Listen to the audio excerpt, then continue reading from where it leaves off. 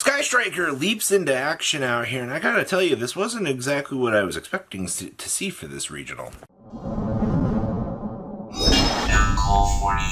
Make sure you guys smash the crap out of that subscribe button so you guys don't miss out on more Oz content. Now, when you have a regional breakdown as good as this, I love reporting on these. Because when you can see there are so many generic decks across the board here, it puts a smile on your face to realize and go, hey, you know, Yu-Gi-Oh! The format was predicted to be so garbage. And you have something like Sky Striker coming out of left field out here and taking on, you know, what was expected to be one of the most challenging metas that you have. No, I mean, surrounding Sky Striker, I mean, for your top meta dogs, you had the Fire King Snake Eyes deck, which, to nobody's surprise, is still going to be that constant power force. You still do have Tenpai sitting here. I mean, this deck still OTKs out of left field, still ruins people's days, and we still have Yubel domination out here. So, I mean, the big three are still sitting here. Now, Sky Striker wasn't the only major surprise out here. We had Ritual Beast. Now, last format, Ritual Beast was definitely one of those up-and-coming decks that would just ruin your day. Alright, like, losing to Ritual Beast, just abusing all the little loops and things they can do, incredibly painful to deal with. But it was actually here.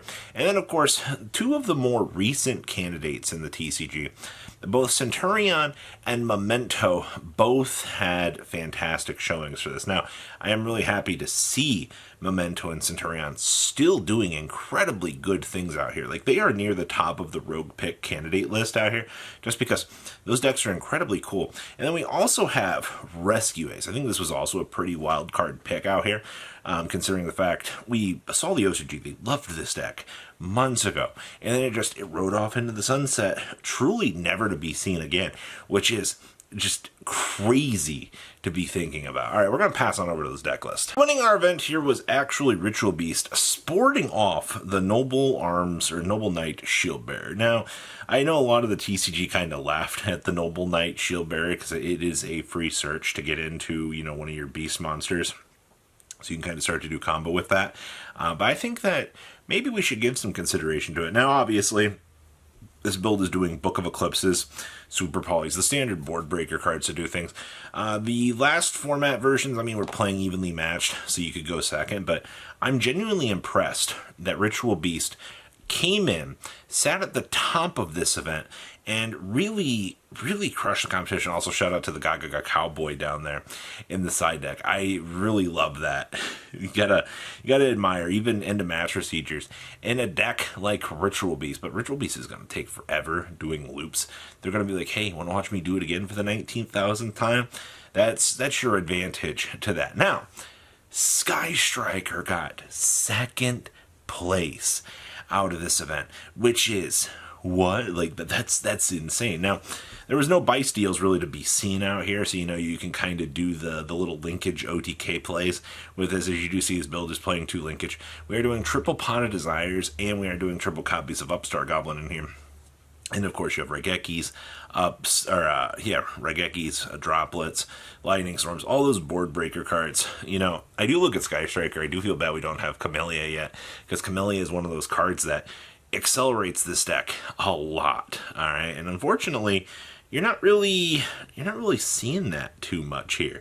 You're just kind of in this weird situation playing a deck like this that you gotta board break your opponent and hope for the best. You have no hand traps. You are 100% going second.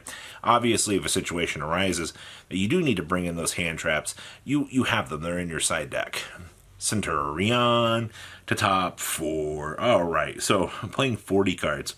Of course, we are doing the buy steal stuff. I've noticed a lot more that this deck wants to rely on the buy steal package, because the buy steal stuff allows this deck to kind of safely navigate the bad places that the meta kind of finds itself in. You're like, oh boy, something happened to my Premier. I can't get a level 8 on the, oh wait, Lubellion.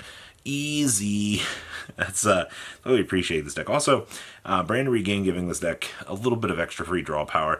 You can also cheat out a Chaos Sorcerer in this deck. You know, get also the new support making Emblem of Oath way more searchable is really good. Now down in the side deck, you are going to notice some incredibly dumb cards, and those are going to be called I like level 8 synchro cards. Yes, we are doing a lot of Psy-Frame gear cards down there in that side deck. But you know what? It worked out, and it did pretty well. Now, we have Fire Kings for you. Fire Kings should be no stranger to you in the modern era meta, because a lot of people love this deck. I know that this is the more consistent build between pure Snake Eyes and the combo versions, but I gotta tell you, man, I look at this deck and I want to play regular Snake Eyes. Like, breaking on that big Garunix that you're forced to play off of Ukalanix just really sucks. And I've seen it. I think I've had my friend has bricked on it. It was 4 times last week at locals, which is insane, by the way, for a 5-round locals. And all their losses were to not having another playable card in their hand. So I don't know. I find that to be a little bit hilarious. But your takeaway with this build is really incredibly strong. You can do some incredibly ignorant plays with it, and it is one of those things that, you know what, you'll be able to win because Fire Kings. Just don't brook on the Grunix. Tenpai. Time to turn my brain off for this. Okay. As a Tenpai player.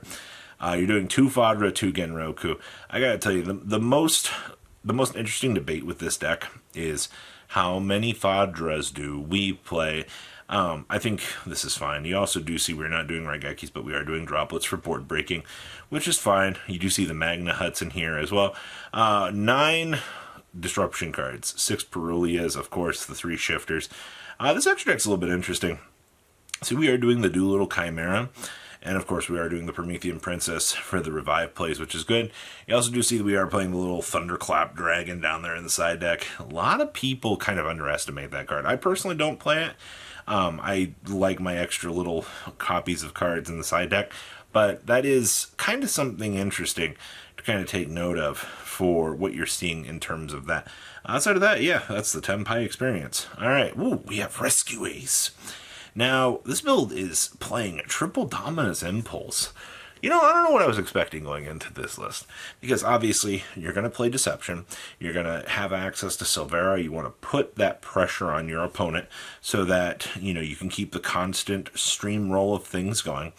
But also, the Rescue Ace stuff gives you that set 4, which is really good. I guess my question is like, does the Deception coming back conflict with the set 4? Or, are we going to it's truly going to be like a set 3 after everything's set and done, because we've kind of played through everything that we are kind of setting out to do. I don't know. It's interesting. Honestly, we are playing Threatening Roar and triple copies of the thrust to get into it. That's a lot. That is. This list, I think, is probably one of the most solid choices that we can see in the modern era meta for ideas that you might want to try. All right, shifting on along here, we have, Yubel. Oh boy. Triple Moonlit Chill in here. I have seen a lot more people testing out the ideas of Moonlit Chill than I think I was kind of expecting to see. This deck still, I look at this. Full Fiendsmith package is normal. Moonlit Chills might be the only thing out of the normal, but you're also playing Ogres in here for the additional disruption. 2 Phantom, I think, is fine. Side deck, having the Perulias is good. No Fool Wasps in this list. We do have 2 evenly matched in the side along with the anti-spell. Yeah, I think this would probably be what I would consider incredibly standard. Especially when you're looking at a deck like this, you're not going to mess around too much with the core fundamentals, because you've got all of your tools available to you.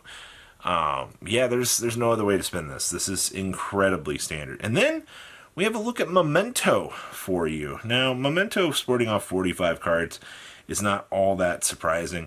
This deck gets away with playing very large numbers of things for shockingly no reason whatsoever.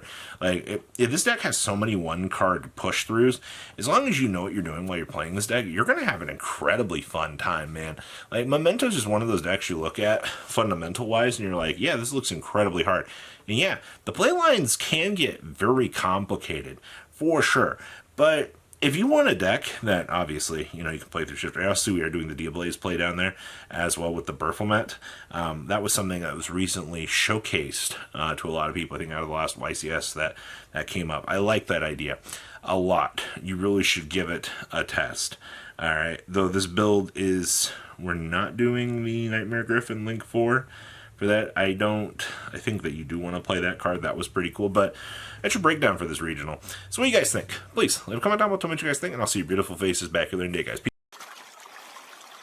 Patrons! Thank you!